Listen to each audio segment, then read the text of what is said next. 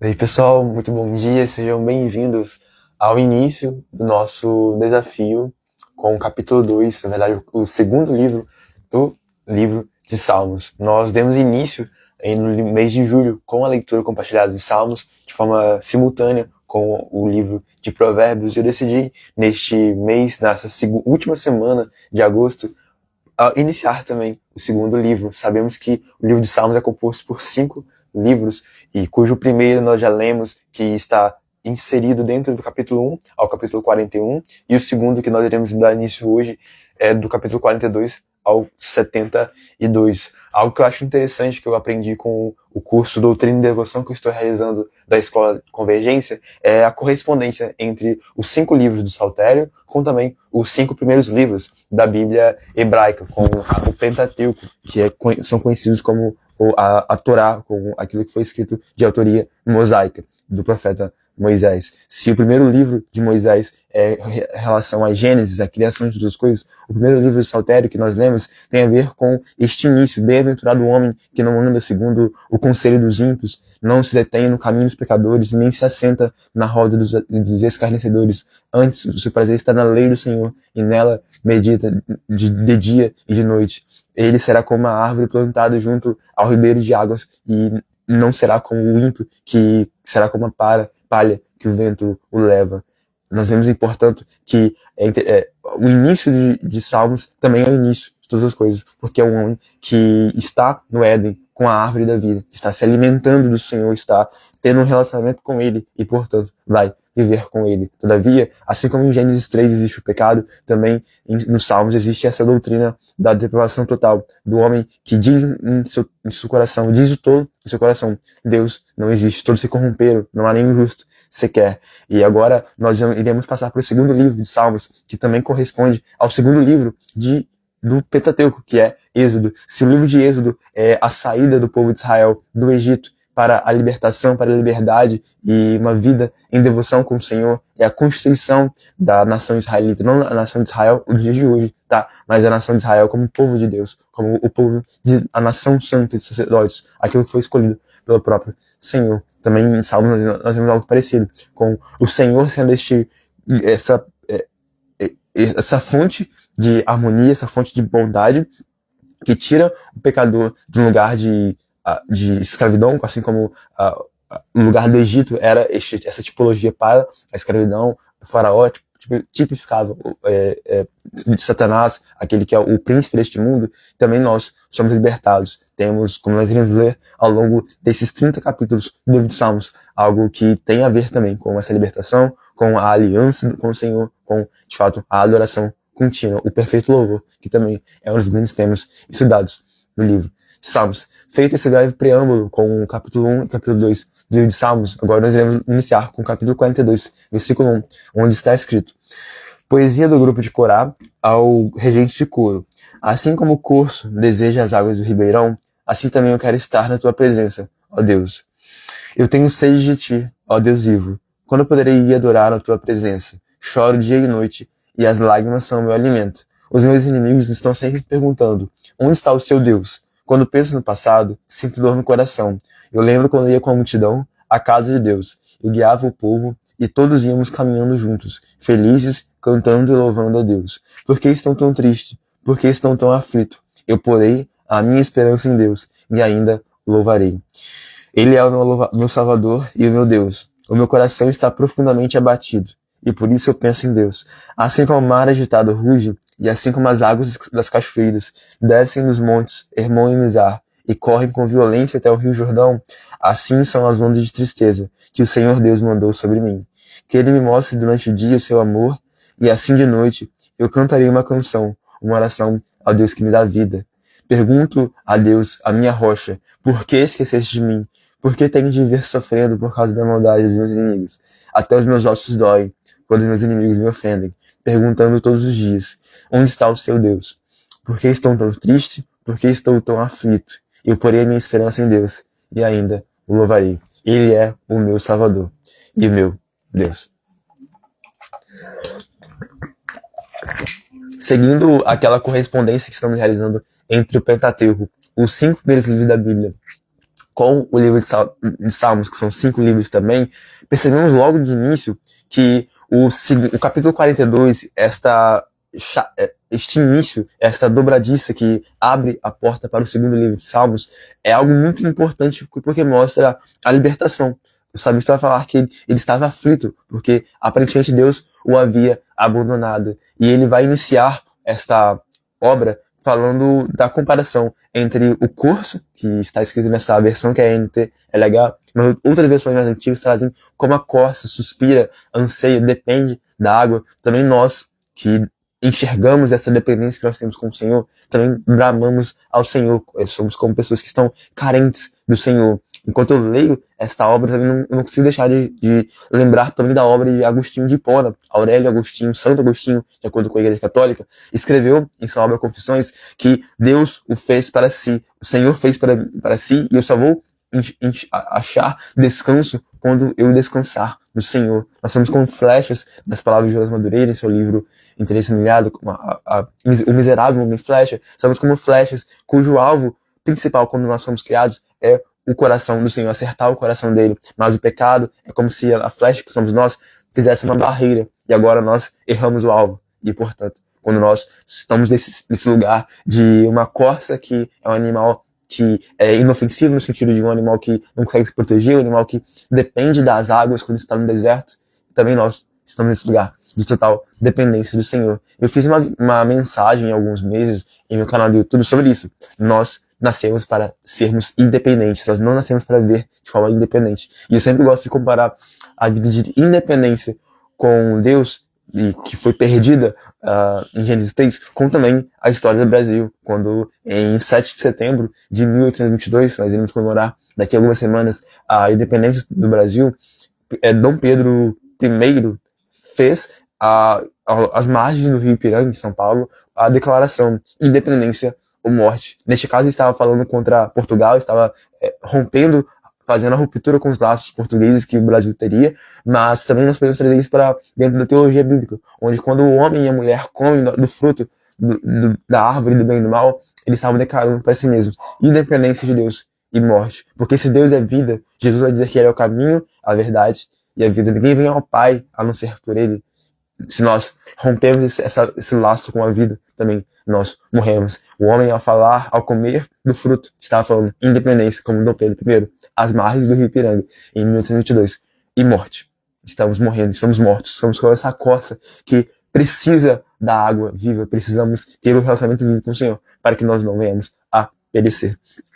E o salmista está continuando a falar sobre esse lugar de dependência, de aflição, porque ele vai dizer que ele tem sede do Senhor e quando poderia ir adorar ante a sua presença. Os inimigos estão diante dele perguntando onde está o seu Deus. E mais uma vez eu não consigo ler esse salmo sem lembrar, o salmo 42, sem lembrar do salmo 22, que é o salmo da cruz. O salmo messiânico, onde o Senhor Jesus, quando estava lá na cruz, já estava citando esse salmo, dizer, Eli, Eli, lama sabachthani, Deus meu, por que me desamparaste? Assim como o salmista, aqui não é Davi, tá? Aqui a gente viu que essa é uma poesia do grupo de Corá. Corá é interessante porque Corá fez uma rebelião contra Moisés, e era uma rebelião com Corá, Datã e Abirão, e é incrível que Deus redime, restaura todas as coisas. Mesmo que Corá tenha sido esse homem que fez uma rebelião, e de acordo com a lei, ele teve o seu julgamento com a família, que a terra se fendeu e todos eles caíram para o Sheol, para a sepultura, Deus restaurou e permitiu que de um descendente de Corá, de uma família pecadora, viesse um grupo que tecesse este Salmo 42, e não apenas esse Salmo, mas outros Salmos que nós vamos ver ao longo do Saltério. E é interessante porque o salmista Corá, do grupo de Corá, vai falar sobre isso. Assim como Jesus na cruz falou, por que o Senhor me desamparou? Também agora os inimigos dele estão apontando para ele, falando, onde está o seu Deus? Você está sozinho, você está só, você está em um lugar de sofrimento. Aquilo que São João da Cruz escreve como a noite escura da alma, quando aparentemente nossas orações estão com um teto de um céu de bronze, onde parece que não passam do teto, onde parece que nós fazemos oração, mas nós não temos resposta. Mas como dizia o grande irmão Lázaro, a dor é a escola do Senhor. Quando nós estamos no sofrimento, ainda que nós estejamos no deserto, se nós estamos com Deus, com um Senhor em nós, Cristo em nós, que é a esperança da glória, como escreve Paulo, se nós temos o Emanuel, como Isaías descreve, Deus conosco, se nós temos, como Jesus falou, eis que estou convosco todos os dias, até a consumação dos séculos, se nós temos, como João escreve no seu Evangelho, capítulo 1, eis que o Verbo se fez carne e tabernaculou, esquenou, armou o seu tabernáculo, habitou entre nós. Se nós temos em nós Cristo, então nós temos tudo. Mas se nós não temos em Jesus, mas temos todas as coisas que o mundo nos dá, então nós não temos nada, porque Cristo em nós, Cristo é tudo aquilo que o Senhor Deus pode nos dar, como diz a canção Cristo, de Alessandro Vilas Boas. Então, ao entender isso, nós podemos perceber que o homem, quando está fora do Senhor, aparentemente quando o Senhor não responde às nossas orações porque ele está tentando tratar algo, quando nós estamos no processo de Deus, quando nós estamos como Oséias, vou dizer, o Senhor nos atrai ao deserto com cordas de amor para que muitas vezes nós não venhamos a perecer ou a pecar junto àqueles que estão no lugar de pecado, ou talvez muitas vezes ele vai nos conservar como ele fez com João Batista, nos levando para o deserto, nos levando para o anonimato, para que assim nós venhamos ser forjados, preparados, para que assim nós possamos ser moldados como um vaso de barro nas mãos do oleiro. Quando eu estou aqui, talvez em evidência, falando aqui numa live, falando numa aula, eu não estou buscando aqui aplausos, não estou buscando evidência social, mas estou buscando transbordar o meu coração para aqueles que estão assistindo aqui. Talvez, se nenhuma pessoa for impactada com este vídeo, eu mesmo estou sendo impactado, porque estou lendo, estou compartilhando, estou digerindo aquilo que estou lendo, também estou compartilhando para o outro. Mas é claro que isso não é suficiente para você que está vendo aqui. É preciso que você mesmo tenha a responsabilidade, tenha aquilo que Paulo Vieira escreve como a autorresponsabilidade, a capacidade própria de ter a maturidade de ler por si próprio, de não ter este alimento, este leite que eu estou dando para você, como uma mãe que alimenta-se e depois dá o leite para a sua criança, ou como um pássaro que come um pouquinho e dá para os seus filhos, para os seus filhotes. Também você precisa, assim como estou fazendo aqui, ter esta iniciativa de ler por conta própria, de estudar por conta própria, de depender do Espírito Santo como a costa suspira por águas, para que assim você venha a crescer em graça, conhecimento e sabedoria. E concluindo esse Salmo 42, outra questão que é muito parecida e interessante, outras versões trazem de forma diferente, a NTLH escreve: por que estou tão triste? Por que estou tão aflito? Eu porei a minha esperança em Deus e ainda o louvarei. As versões mais antigas vão fazer: por que está abatida a minha alma? Por que te perturbas dentro de mim? Coloque a sua esperança em Deus. Espere em Deus, porque eu ainda o louvarei. A Tamires Garcia tem uma canção sobre isso. E aqui, mais uma vez, o salmista está em alto lugar de sofrimento. Algo que é comum em todo o livro de Salmos, como nós vemos no primeiro livro do Saltério, é o sofrimento. O homem que está em sofrimento, está em adversidade, está perseguido por inimigos, mas algo que também é comum para aqueles que confiam no Senhor é a falta de murmuração. Porque é claro que é uma linha tênue entre a murmuração, que é aquilo que o povo de Israel pecou ao falar das cebolas, dos repolhos, das carnes do Egito, e reclamar do maná que o Senhor deu, e da lamentação. A lamentação, sim, é benéfica e necessária. A lamentação é aquilo que Abraão faz ao lamentar, ao chorar pela morte de sua esposa Sara. Lamentação é aquilo que Jesus vai fazer quando ele chora ao estar no quarto dia na sepultura de Lázaro. A lamentação é aquilo que Paulo fazia ao chorar pelas igrejas que ele plantava, mas que estavam em pecado, como Corinto, Éfeso, Colossenses. Lamentação é a palavra-chave, aquilo que Jeremias escreve. Existe um livro bíblico com a lamentação. Então, lamentar, falar com o Senhor: Deus, eu estou sofrendo, eu amo o Senhor. Eu já falei isso aqui, mas eu não canso de falar. Deus, eu amo o Senhor, mas eu estou sofrendo. Aquilo que o Senhor permitiu agora está me fazendo afligir. Manifesta a vontade em mim, mostra-me por que o Senhor permitiu que... Muitas vezes eu não vou conseguir saber por quê, como o Jó não soube o porquê do seu sofrimento. Mas o mais importante é: Senhor, forge em mim, forme em minha vida o caráter do Senhor mediante este sofrimento. Que o sofrimento que eu estou passando agora venha servir como um testemunho para que o Senhor venha a ser glorificado através da minha vida. Esta é a síntese do capítulo 42 de Salmos. E agora, portanto, possamos continuar com o capítulo 43, quando está escrito: interessante pontuar que essa versão NTLH fala que o Salmo 43, logo no parênteses, né, como se fosse uma extensão dos Salmos, está escrito como se fosse uma continuação do Salmo 42. Vou conferir se outra versão também trazem isso. E não, a a nova meio atualizada não coloca entre parênteses isso que a NTLH coloca. Continuação do Salmo 42. Mas vamos ler aqui para poder entender melhor esta parte. Ó Deus, declara que eu estou inocente e defende a minha causa. Quanto a essa gente que não te adora, livra-me das pessoas traiçoeiras e perversas. Tu, ó Deus, és o meu protetor. Por que me abandonaste? Por que tenho de ver sofrendo, perseguido pelos meus inimigos? Manda a tua luz e a tua verdade, para que elas me ensinem o caminho e me levem de volta a Sião, o teu monte santo, e ao teu templo, onde vives. Então eu irei até o altar, ó Deus, pois tu és a fonte da minha felicidade. Tocarei a minha lira e cantarei louvores a ti, ó Deus, meu Deus. Por que estou tão triste? Por que estou tão aflito? Eu porei a minha esperança em Deus e ainda o louvarei. Ele é meu Deus e meu Salvador. Agora podemos ver por que a NTLH decide colocar o Salmo 43 como uma extensão do Salmo 42, porque existem temas que são semelhantes ao Salmo 42. O refrão é: por que estou tão triste? Por que está batida, ó minha alma? Por que te perturbas dentro de mim? E mais uma vez também versículo 2 vai falar: Deus, por que o Senhor me abandonaste? E eu sorrio porque mais uma vez não tem como não deixar de lembrar do Salmo 22, onde mais uma vez o salmista que tipificava o seu sofrimento, apontava para o sofrimento de Jesus, para o Messias que havia de sofrer, como Isaías 53 fala: Senhor, por que me abandonaste? Também agora, no Salmo 43, vai falar: Senhor, meus inimigos estão apontando para mim, estão me julgando. Eu preciso que o Senhor venha me defender, porque eu não quero defender minha conta própria, mas eu quero que o Senhor seja esse advogado. E João vai falar nessa carta que se nós pecarmos, nós temos um advogado junto ao Pai, que intercede junto a nós e que nós podemos ter o perdão se nós confessarmos os pecados. Ele é a luz e nele não há treva alguma. Ele é a luz do mundo, ele é aquilo que ilumina a criação, ele é a brilhante estrela da manhã, ele é resplandecente estrela da manhã. Então, quando nós andamos com ele, nós não temos treva alguma, porque nós temos a luz. Aqui ele vai falar: mande a tua luz, versículo 3, e a tua verdade. Ele é a luz do mundo e ele também é a verdade. Ele é o próprio Logos, é o aletheia, se não me engano, acho que é isso que é em grego, aletheia, que é a declaração, a constatação daquilo que é real, porque vem do próprio Deus, que é imutável, que é absoluto, que é eterno. Ele é a própria verdade em pessoa. Ele é o verbo vivo encarnado que habitou entre nós e vive nessa glória, a glória como do unigênito do Pai. Algo que é interessante tem que falar que aqui ele pede para ser levado de volta a Sião, ao Monte Santo, ao templo do Senhor, onde vive. E lá ele iria até o altar do Senhor, porque ele é a fonte da sua felicidade. Ele é a fonte da nossa felicidade. Sião aqui eu aprendo mais uma vez com a Escola Convergência.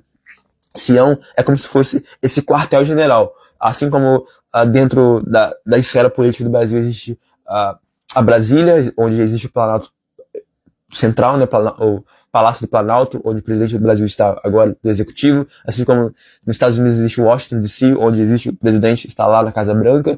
Todos os lugares possuem um lugar principal, a capital, assim como capital significa principal, né, também Sião se enquadra dentro dessa teologia bíblica como um lugar onde o Senhor decide habitar, no sentido, é claro que ele é um Deus que está além da sua criação, nenhum céu dos céus pode contê-lo, mas Sião mostra que esse lugar onde o Senhor decide estar para decidir as coisas da terra. É claro que hoje não existe lugar físico de Sião, porque foi perdido, a Arca da Aliança foi perdida, o tabernáculo, mas nós teremos esse lugar simbólico que também aponta para o último dia, quando o Senhor vai retornar e de Sião, de Jerusalém, e há de governar todas as coisas, como está escrito em Apocalipse. Então, aqui o salmista está mostrando: Senhor Deus, eu tenho um desejo, que é retornar de volta a Sião. Eu quero estar nesse lugar da presença que foi perdida. Eu quero habitar em teu santo templo. E para aqueles que vão habitar no santo templo, também outros salmos falam que eu já lembro: Senhor, quem habitará em seu tabernáculo? Quem há de subir em seu monte? Aquele que for puro de mãos e limpo de coração. A pureza e santidade são requisitos essenciais para uma vida com Deus, porque ele é o Deus santo. O livro de Levítico, que é o terceiro livro do Pentateuco, e também vai ser a correspondência do terceiro livro de Salmos, que é o livro com a benção do Senhor, fala sobre a santidade. Levítico é santidade ao Senhor, sede santos, porque o Senhor, Deus, é santo. A santidade é, portanto, o pré-requisito para uma vida com Deus. Eu vou continuar com o Salmo 44, acho que a gente tem um tempinho ainda para a gente poder dar início àquilo que também é uma poesia do grupo de Corá. Poesia do grupo de Corá ao regente de coro. Ó Deus, nós ouvimos com os nossos próprios ouvidos aquilo que nossos antepassados nos contaram. Ouvimos falar das grandes coisas que fizeste no tempo deles, há muitos anos. Eles contaram como expulsastes os povos pagãos e puseste o teu povo na terra deles. Contaram como castigaste as outras nações e fizeste o teu povo progredir. Não foi com espadas que os nossos antepassados conquistaram aquela terra, não foi com o seu próprio poder que eles venceram. Eles venceram com o teu poder, com a tua força e com a tua luz da tua presença. Assim tu mostraste o teu amor por eles. Tu és o meu rei e o meu Deus. Tu dás a vitória ao teu povo. Com o teu poder, vencemos nossos inimigos e com a tua presença, derrotamos nossos adversários. Não é no meu arco que eu confio e não é a minha espada que me dá a vitória, pois foste tu que nos livraste dos nossos inimigos e venceste aqueles que nos odeiam. Nós te louvaremos o dia todo. Nós te somos gratos para sempre. Mas agora, Deus, tu nos rejeitaste e deixaste que fôssemos derrotados, pois já não acompanhas os nossos exércitos. Tu nos fizeste fugir dos nossos inimigos e eles levaram embora tudo o que tínhamos. Tu nos trataste como se fôssemos ovelhas que vão para o matadouro e nos espalhaste entre as outras nações. Vendeste barato o teu próprio povo, como se nós tivéssemos pouco valor. Os povos vizinhos, vendo o que nos fizeste, caçoam e zombam de nós. Tu nos fizeste motivo de zombaria para as outras nações. Os outros povos nos desprezam.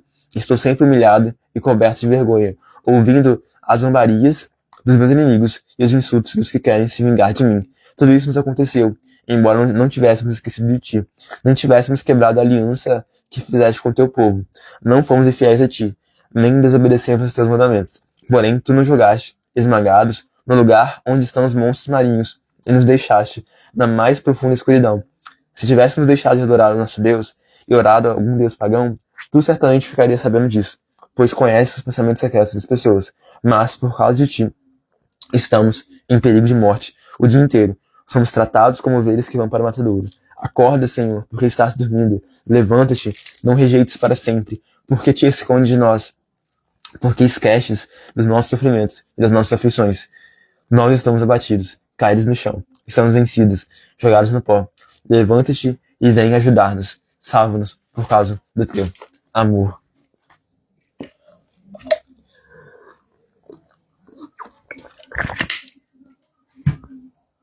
E Salmo 44 é algo especial, porque vai falar sobre o amor de Deus que é derramado no coração do pecador e é liberto. Assim como teve a libertação física, histórica, do povo de Israel, do Egito, para Sião, para Canaã, também aqui o salmista está lembrando ao Senhor: Deus, eu estou lembrando daquilo que o Senhor fez. Nós ouvimos com nossos próprios olhos, nós ouvimos com nossos próprios ouvidos aquilo que o Senhor fez. Nós vemos com nossos próprios olhos aquilo que o Senhor fez. Nós ouvimos aquilo que as pessoas contaram. Nós, assim como Abacuque quer falar, né? Senhor, reavive em nós a sua obra. Também aqui ele está falando, se o Senhor, que não muda, ele é o mesmo ontem ou eternamente. Hebreus vai concluir a sua obra falando que Jesus Cristo é o mesmo hoje, ontem, hoje e eternamente. Porque os judeus que foram tornados, que se converteram para o caminho, estavam voltando para a lei antiga. E agora o autor dos Hebreus fala: não, gente, vocês não devem voltar, porque Jesus é o mesmo. Vocês devem continuar na fé com que vocês iniciaram. Também em Tiago falar que o Senhor não muda e nele não há sombra de variação. Também em Malaquias falar que eu, o Senhor, não mudo. Portanto, se o mesmo que Deus que libertou os reis do Egito também está agora presente nos libertando do cativeiro, do pecado, da aflição, do sofrimento. Não que a vida com Cristo, mais uma vez já falei isso, é uma garantia da ausência de sofrimento, não. Não é uma garantia de ausência de sofrimento. Na verdade, com Jesus, nós temos sofrimento sim. Ele falou que no mundo nós teríamos aflições, mas nós deveríamos ter bom ânimo, porque ele venceu o mundo. Assim como Cristo, o nosso Senhor, venceu o mundo, também nós podemos ter a confiança de que nós haveremos de vencer o mundo, se nós não viermos a perecer. Gostaria de pontuar o versículo 3, que não foi com espadas que os antepassados dos judeus conquistaram aquela terra, nem foi com o seu próprio poder que eles venceram. Eles venceram com o teu poder, com o poder divino, com a tua força e com a luz da tua presença. E eu não consigo ler essa passagem sem lembrar de Zacarias. É interessante porque a Bíblia é um dos livros que mais tem relações entre si próprios. Vocês estão percebendo que sempre que eu falo um salmo, eu não consigo deixar de falar outra parte da Bíblia. Eu falei de Salmo 42, eu não pude deixar de falar do Salmo 22. Eu estou falando do Salmo 44, eu não posso deixar de falar aquilo que está escrito em Zacarias, onde o Senhor vai falar que não por força, nem por violência, o povo de Israel haveria de construir o templo, haveria de novamente estar em reconciliação com o Senhor, mas pelo Espírito do Senhor. Aqui o salmista está falando: Senhor, eu sei que não foi por força dos hebreus, porque eles eram um povo pequeno e frágil em relação aos cananitas, os povos cananeus que estavam ao seu redor e que haveriam de destruí-los. Mas pelo teu poder, pelo teu espírito, que o povo de Israel haveria de habitar naquela terra. Porque o Senhor que prometeu é fiel para cumprir. Filipenses, falar Paulo, a igreja de Filipe vai escrever que o Deus que começou a boa obra é fiel para completá-la até o dia de Cristo Jesus. Esta é a nossa confiança, porque o amor de Deus Pai, o grande amor de Deus que transborda em nós, este grande amor leal que Deus manifesta em nós mediante a obra de Jesus na cruz, também vai nos acompanhar todos os dias nessa vida. O que o Salmista 23, o Salmo 23 vai terminar, e nós estamos concluindo também a aula de hoje.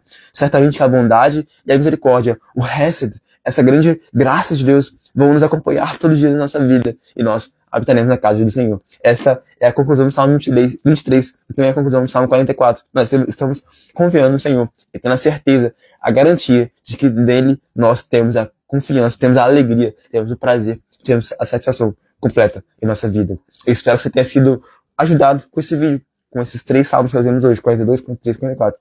Se você foi, não esqueça de curtir, comentar, se inscrever e compartilhar, para que mais vidas possam ser alcançadas com essa mensagem. Muito obrigado pela sua participação, até a próxima, tenha um bom dia.